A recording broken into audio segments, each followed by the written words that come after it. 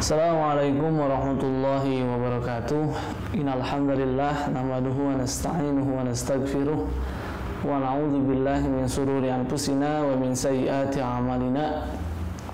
May yahdihillahu fala mudhillalah wa may yudhlilhu fala hadiyalah.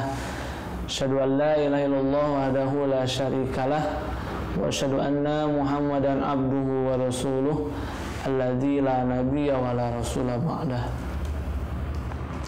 Ikhwat iman rahimakumullah, dimanapun anda berada, mudah-mudahan Allah SWT masih memberikan kita kenikmatan dan juga berbagai fadilah yang tentu fadilah ini ataupun nikmat-nikmat ini tidak akan pernah kita dapatkan, tidak akan pernah kita rasakan kalau bukan dari Allah SWT.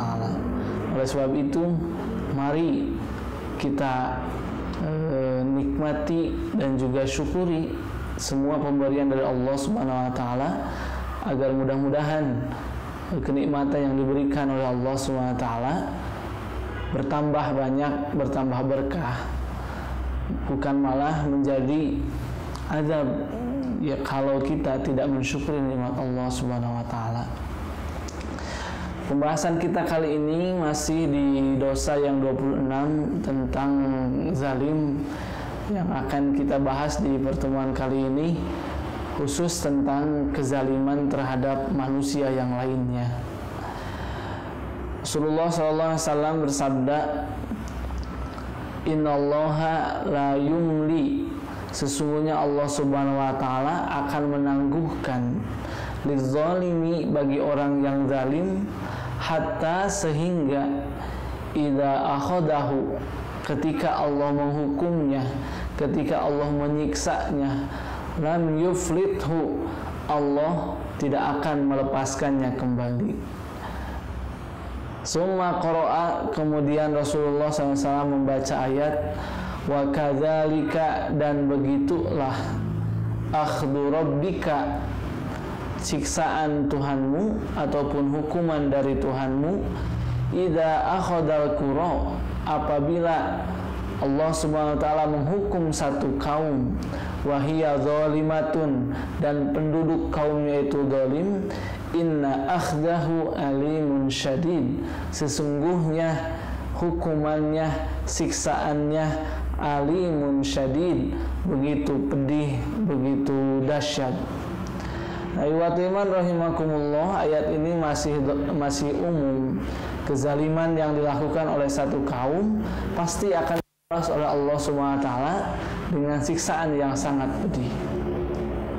Kemudian dalil yang kedua dari Abu Hurairah radhiyallahu anna Rasulullah sallallahu alaihi wasallam, sesungguhnya Rasulullah sallallahu alaihi wasallam qala, bersabda, man kanat indahu, siapa yang di sisinya memiliki madlimatun, perbuatan zalim, li akhihi, terhadap saudaranya yang lain, falyatahallal minhu, maka hendaklah dia memintakan ampun atau meminta dihalalkan, minha, dari perbuatan zalimnya tersebut.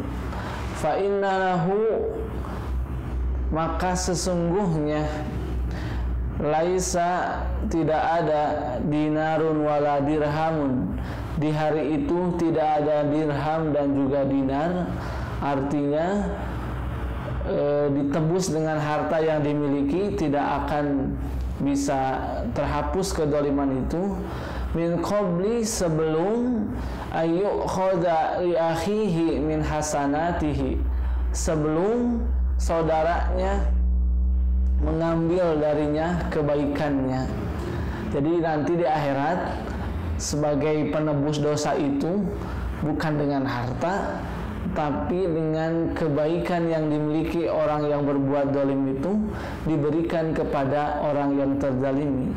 Fa illam yakun lahu hasanatun, maka jika tidak ada pada dirinya kebaikan, ukhida min sayyiati akhihi, maka diambil min sayyiati akhihi, dari kejelekan saudaranya.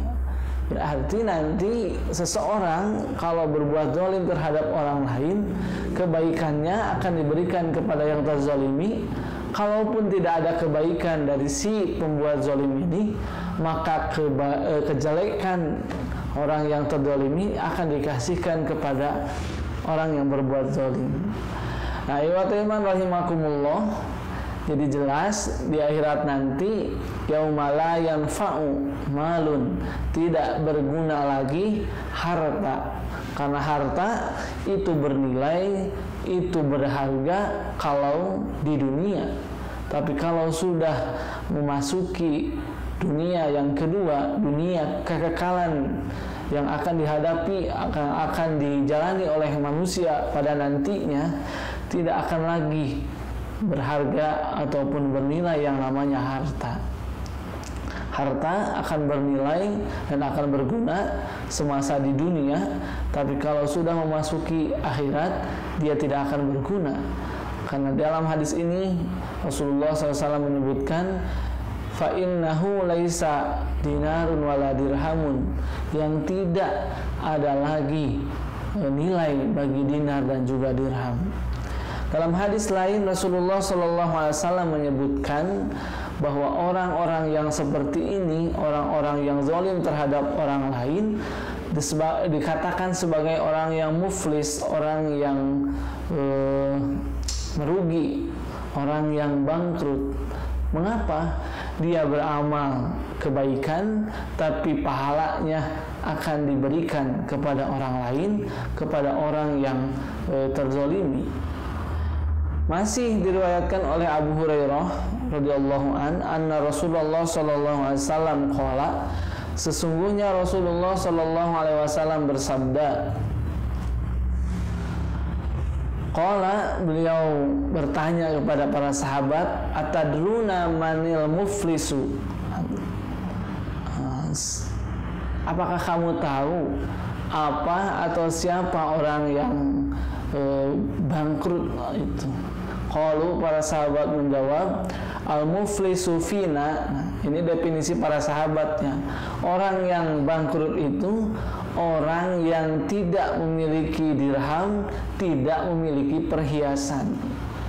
Faqala, maka Nabi mengatakan, memberikan definisi yang baru, istilahnya itu pengislamisasian, bahwasanya innal muflisa min ummati, sesungguhnya orang yang bangkrut di antara umatku, ya'ti yaumal qiyamah, dia datang pada hari kiamat, bisolatin, dengan pahala solat, wasiyamin, dengan pahala saum, wa zakatin, zakat, wa ya'ti qad syatama hadza, padahal di samping dia sholat, saum, zakat, qad syatama hada, dia juga menghina orang lain, wa qadhafa hada, menuduh orang lain, wa akala mala hada, dan juga memakan harta orang lain, wa syafaqa dama hada, dan juga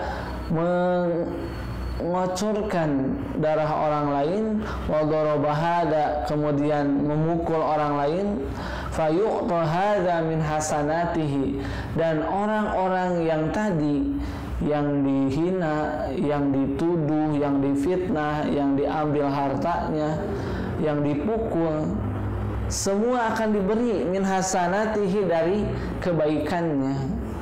Wa hadza min hasanatihi, dan ini kebaikannya. Fa in faniyat hasanatuhu, maka jika habis kebaikannya, qabla ayyuqdama alaihi, sebelum beres penyelesaian kezaliman yang telah dilakukan olehnya, ukhidha min khotoyahum, diambil dari kesalahan perbuatan jelek orang-orang yang telah dizalimi, faturihat alaihi summa turiha finnar, kemudian dilemparkan kepadanya, kemudian dia pun dilemparkan kepada api neraka. Nah, iwatu iman rahimakumullah, ayat ini ataupun hadis ini menguatkan bahwasanya kebaikan seseorang akan sirna, akan habis jika dia berbuat zalim terhadap orang lain. Kalaupun kebaikannya hilang, maka kejelekan orang-orang yang dizoliminya akan berpindah kepada orang yang berbuat zalim. Kemudian dalam hadis ini juga Rasulullah SAW mendefinisikan pendefinisian yang baru, bahwasanya orang yang rugi itu bukan orang yang tidak memiliki harta, tidak memiliki perhiasan, tapi orang-orang yang beramal, sholat, zakat, saum, tapi tidak mendapatkan pahalanya disebabkan perbuatan zalim, pahalanya itu berpindah tangan kepada orang yang mazlum, orang yang terzalimi. Ikhwatul iman rahimakumullah, perbuatan zalim ini diharamkan oleh Allah Subhanahu wa taala. Seperti dalam sebuah hadis qudsi yang diriwayatkan oleh Abu Dzar. Ini hadisnya panjang sekali, tapi akan kita ambil potongan yang membahas tentang pembahasan kita kali ini. Fima rawa anillahi tabaraka wa ta'ala, tentang riwayat dari Allah Subhanahu wa taala yang tidak tercantum di dalam Al-Qur'an. Qala, Allah Subhanahu wa taala berfirman, ya ibadi, wahai hambaku, ini sesungguhnya aku haramtu dzulma, mengharamkan kezaliman, ala nafsi, atas diriku. Ini satu jaminan dari Allah Subhanahu wa taala bahwa Allah itu tidak akan pernah zalim terhadap siapapun. Dalam surat Qaf Allah Subhanahu wa taala berfirman, wa ma ana bizallamil lil abid, aku tidak akan pernah selamanya berbuat zalim terhadap hambaku. Wa ja'altuhu bainakum muharraman, dan aku pun menjadikan di antara kalian kezaliman itu muharraman, sesuatu yang diharamkan. Jadi untuk pribadinya Allah juga haram, untuk hambanya juga haram. Fala tazalamu, maka kata Allah, jangan kalian berbuat zalim terhadap satu sama yang lainnya. Nah, ikhwatul iman rahimakumullah, dalam hadis lain Rasulullah SAW juga menyebutkan ketika memutus Mu'adz ke Yaman, maka yang dikatakan oleh Rasulullah kepada Mu'adz adalah ketika Mu'adz nanti memimpin, ittaqi da'watal mazlum, berhati-hatilah, waspadalah da'watal mazlum, doanya orang-orang yang terzalimi.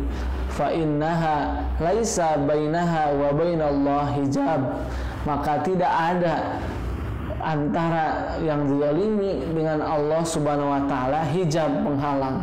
Artinya doa orang-orang yang terzalimi akan dikabul oleh Allah Subhanahu wa taala, baik itu rakyat, baik itu tetangga, baik itu suami ataupun istri yang terzalimi, kemudian mereka melantunkan ataupun bermunajat kepada Allah Subhanahu wa taala, maka orang-orang yang dizalimi tersebut doanya akan didengar tanpa hijab oleh Allah Subhanahu wa taala. Ikhwatul iman rahimakumullah, jadi kezaliman perbuatan kezaliman ini diharamkan oleh Allah Subhanahu wa taala, baik untuk zatnya dan juga hambanya. Kemudian yang terakhir, ikhwatul iman rahimakumullah, salah satu contoh yang akan diberikan dalam pembahasan kali ini adalah kezaliman yang dilakukan oleh seseorang ketika mengambil tanah dari orang lain. Aisyah radhiyallahu an pernah ditanya, ya Aba Salamah, wahai Abu Salamah, ijtanibil ardh, maka jauhilah bumi, tanah, maksudnya perkara mengambil tanah orang lain dengan zalim. Fa inna Nabiyya sallallahu alaihi wasallam, maka sesungguhnya Nabi sallallahu alaihi wasallam qala, bersabda, man dzalama kida shibrin, barang siapa yang zalim dengan cara mengambil shibrin, satu jengkal, minal ardi, dari tanah, tuwiqahu min sab'i ardin, maka dia akan disiksa dengan cara dikalungkan min sab'i ardin, dengan 7 lapis bumi. Ini wa iman rahimakumullah, begitu dahsyatnya salah satu contoh kezaliman yang dilakukan oleh manusia ataupun masyarakat umumnya kita pada zaman saat ini, bahwa banyak orang-orang yang mengambil tanah bukan miliknya. Bagaimana orang-orang yang terzalimi, bagaimana banyak yang terzalimi disebabkan pengambilan tanah dengan yang tidak sah ataupun dengan secara zalim. Itu saja mungkin bisa disampaikan, mudah-mudahan ada guna dan manfaatnya. Sekali lagi, kesimpulan dari pembahasan kita kali ini bahwa zalim akan dibalas oleh Allah Subhanahu wa taala dengan balasan yang pedih. Pembalasan yang dimaksud pembukaannya adalah ataupun awalnya adalah kebaikan yang dimiliki oleh orang yang zalim akan diberikan kepada orang yang terzalimi. Kalaupun kebaikan orang yang zalim itu habis, sementara dosa terhadap yang terzaliminya masih ada, maka kejelekan yang terzalimi akan diberikan kepada orang yang berbuat zalim. Kemudian yang terakhir, kezaliman yang dilakukan oleh seseorang, orang tersebut bisa jadi lupa, ataupun orang yang terzalimi bisa lupa, tapi Allah Subhanahu wa taala akan mencatat, akan mengingat kezaliman yang dilakukan oleh orang terhadap orang yang lainnya. Aqulu qouli hadza wa astaghfirullah li wa lakum. Rabbana atina fid dunya hasanah wa fil akhirati hasanah wa qina adzabannar. Assalamualaikum warahmatullahi wabarakatuh.